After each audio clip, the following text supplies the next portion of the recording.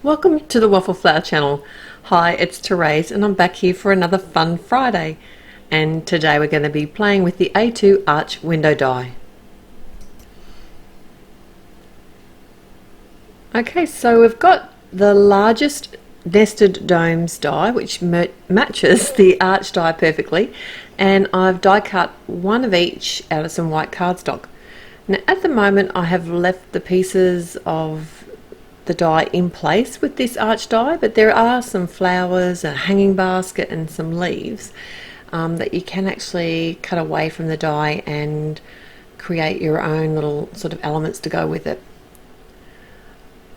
So I'm actually going to create my scene on the nested domes die cut, and I've got a piece of stamp masking paper that I've done a rough sort of snowy kind of ridge on. It's like just a swirly. I just draw it with a pencil and cut it. It's nothing fancy, and I'm using my blending tool with it's the grey ink called Like a Pro, and just blended a really sort of subtle background.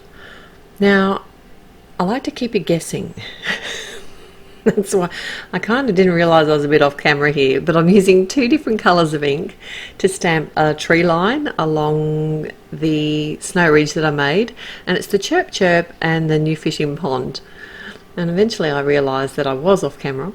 I had masked out the triangle shaped trees just so that they look like they're at the front, and I'm coming in with some Prismacolor pencils and just really lightly colouring those in.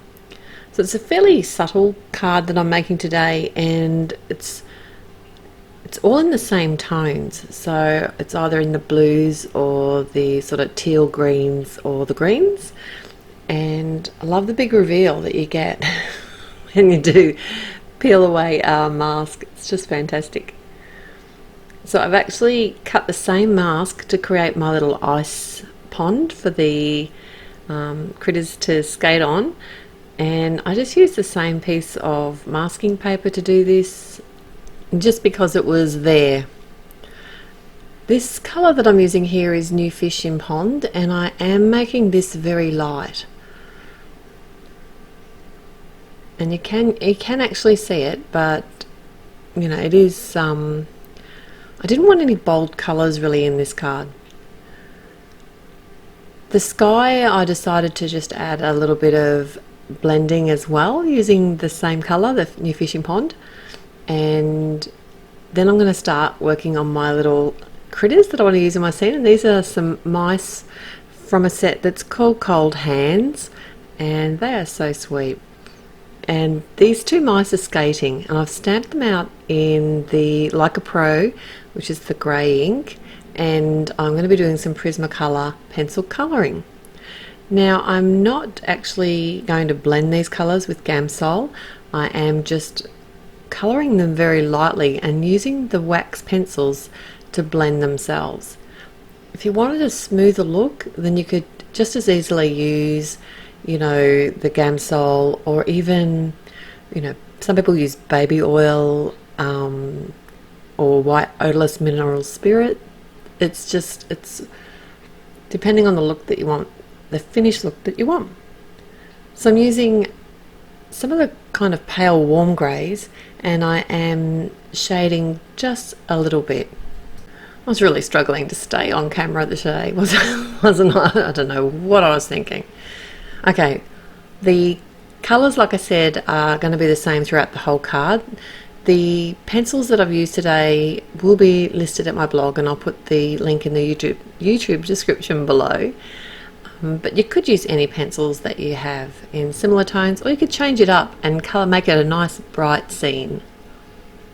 So I'm using the coordinating dies here. I'm just going to run this through my die cutting machine. I didn't stamp them far enough apart to run them through at the same time, but that's what I usually try and do. I just wasn't thinking when I was stamping them today.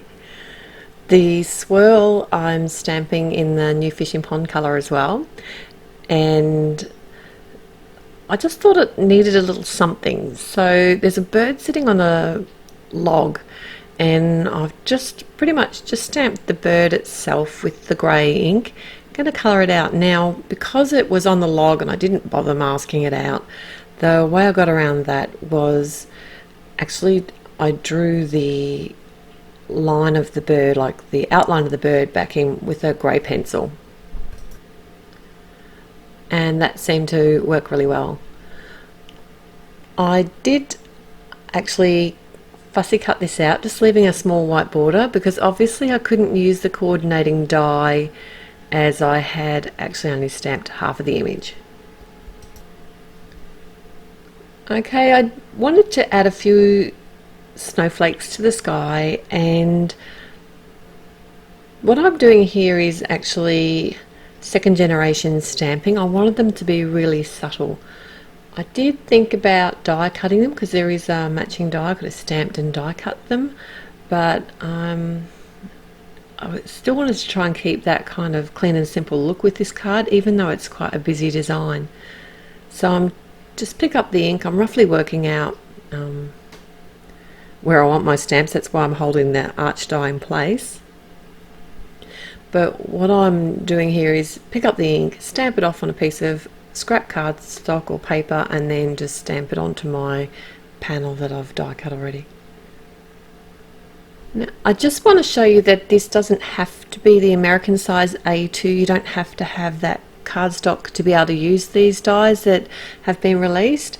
I'm using an Australian sized piece of cardstock. I folded it in half-ish. But what I did was, before I cut it down, I made sure it was the correct width of the die.